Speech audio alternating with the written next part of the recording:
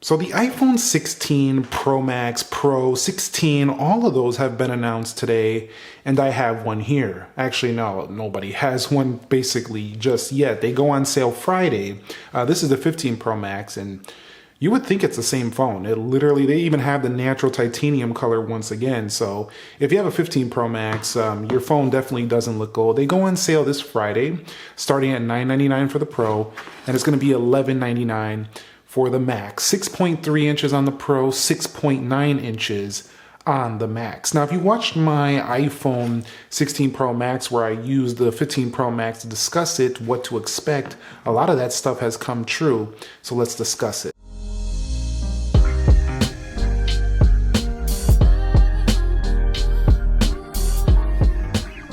So what is up, guys? Nick here, helping you to master your technology. I'm going to talk and give you my reactions today about the iPhone 16 Pro Max and help you decide if you should order this product. Now, like I said in the intro, the 15 Pro Max looks so similar. They even have a nitro titanium. They have a new gold color. It's like a bronze gold color.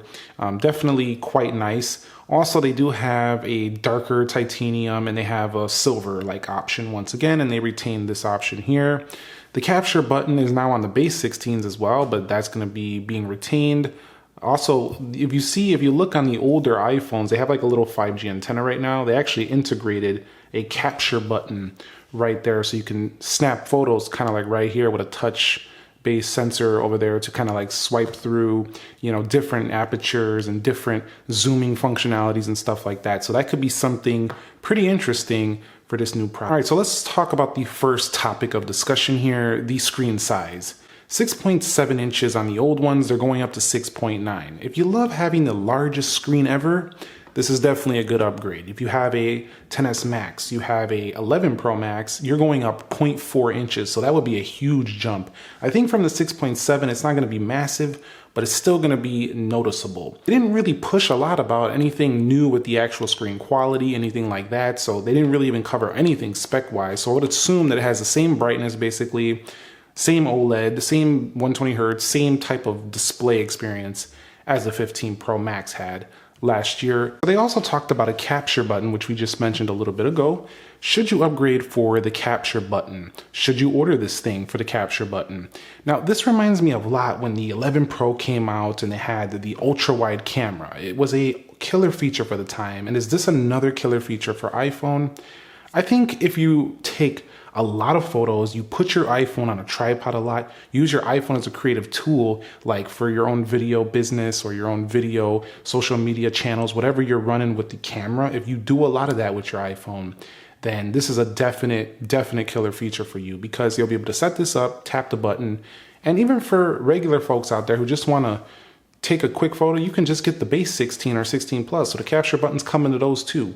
But specifically on the pros, I think it's going to be super useful because us pros, we typically like to put the phone on a tripod and really mess around with settings like that and stuff like that. So definitely, I think if you're into growing your camera experience on iPhone, this is definitely going to be a really amazing feature, as it allows you to adjust things like zoom, different apertures, and more. So there's just a lot. You can even change the modes of the camera you're in.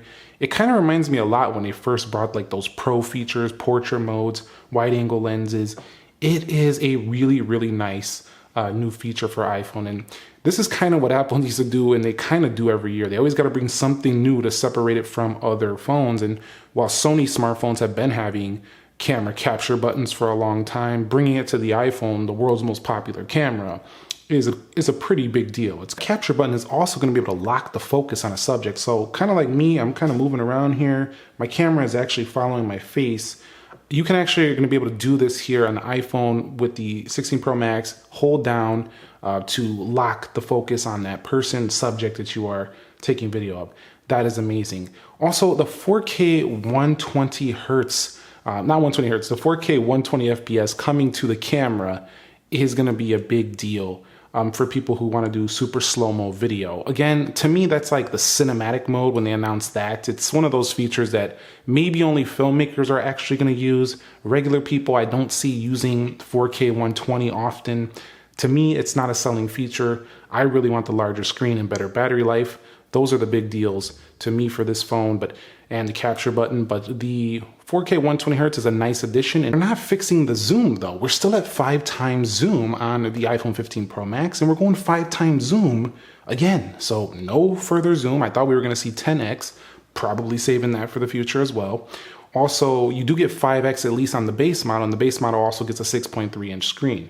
So the base model Pro is going to be a really juicy option this year, and definitely may even be the perfect size for a lot of people who think the Max phone is just too darn large. So we'll definitely have to check out both of those here on the channel, but I definitely do like the fact that they have good zoom now, but I thought they were going to go a little bit further. I really did for this iPhone. So what about the audio? I talk about the audio a lot in my phone videos, about the quality of the audio, but they're actually adding enhancements here that will allow you to change different audio settings. Actually, in fact, the audio is actually going to have these features that can block out the background noise. Now, I just had my AC turn on, and I'm going to let you hear it.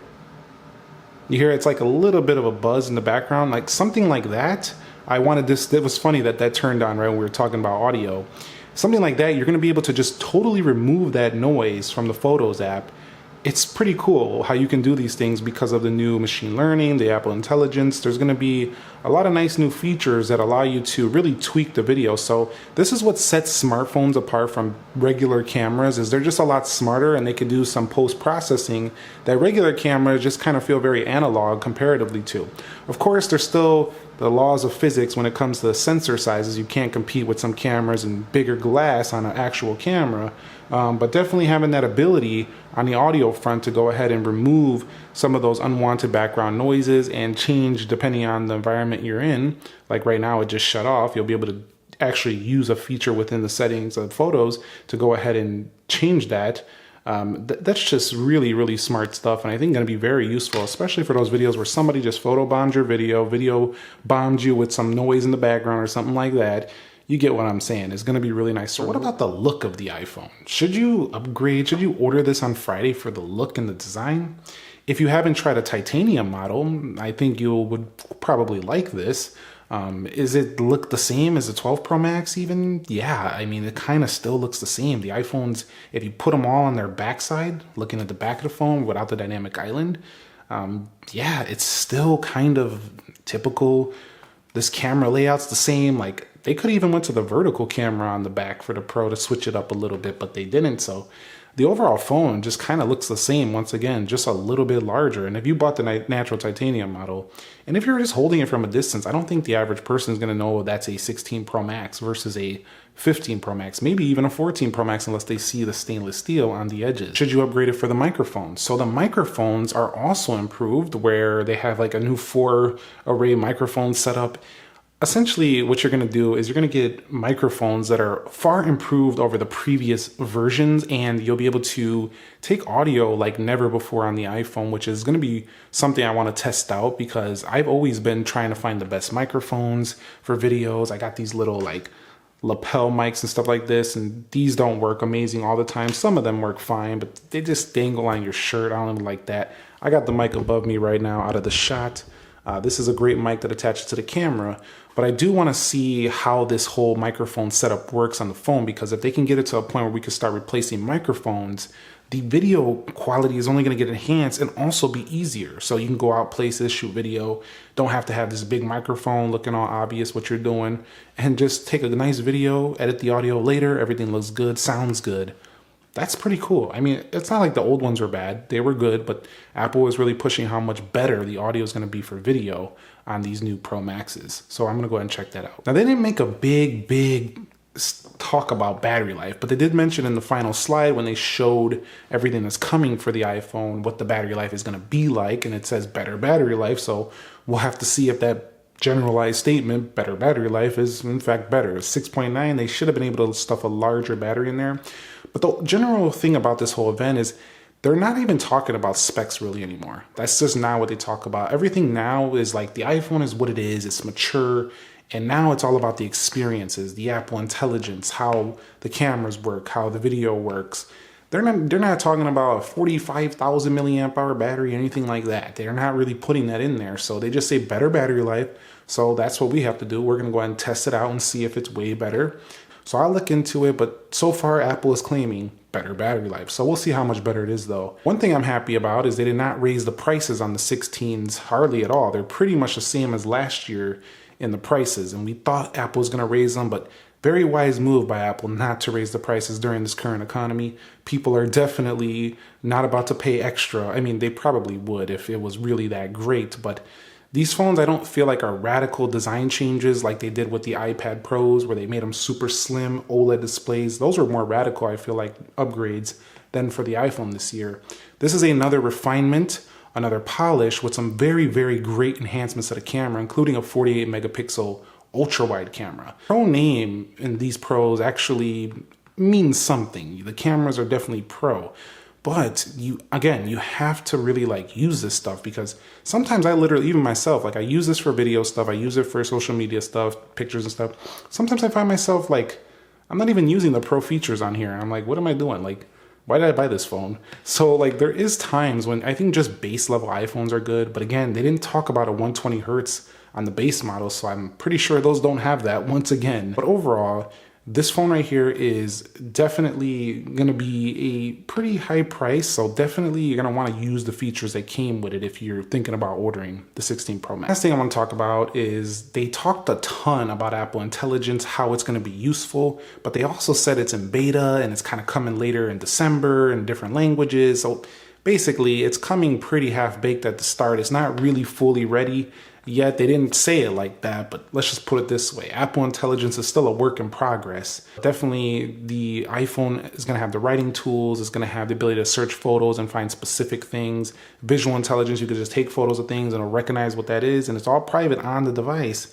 It's going to be able to tell you what that is that you're taking a picture of the subject of. So pretty smarts coming to the iPhone 16 Pro Max, but at the same time, still kind of in beta. It's still not like fully baked yet, but it's getting there. We're pretty close, and that's a really good thing. And these are the first phones that are going to support it right out of the box, ready to go. Lastly, if you've been watching my channel for a while, you know I complained a lot about the heat management, as did a lot of other channels on the 15 Pro Max. But this phone over the past few years was the most heat issue I had, in a while.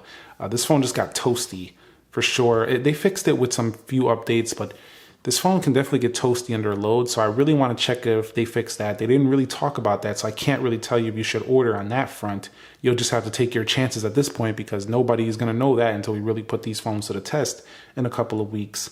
But definitely the A18 is 20% faster. It's going to be a little bit more powerful as always, but I really think it comes down to this if you should order. If you have an older iPhone, like a 12 Pro Max, 13 Pro Max, and you've been looking for a larger screen, a much better camera experience, you just want a new phone, it's a good year to do it. 15 Pro Max, I definitely would not upgrade for sure. It's slightly bigger with a capture button, a little bit better camera. I think that newness and novelty will wear off very fast, and you'll just be like, I just spent $1,500 for basically the same thing. And if you have a 14 Pro Max, that phone was not everybody's favorite, but it still works pretty well, and it's still pretty similar to what they're offering now, just a little bit bigger again, a little bit better camera. So I think anything below the 14 Pro Max is going to be a solid upgrade for sure. So those are my thoughts right now, and if you should order, of course, I'm going to order because I review these phones. If I didn't, I would stick with my 15 Pro Max, but for sure, I'm going to order it and cover these devices. I'll also cover the base 16 and 16 Pluses. I'll cover the Plus later, as that's not usually the most popular option. In addition, I'll cover the 16 Pro base model a little bit later as well. We'll start out with the 16 Pro Max and the base 16. So be subscribed for that. I'll catch you on the next episode. Thank you very much for watching, and be sure to be well, and peace.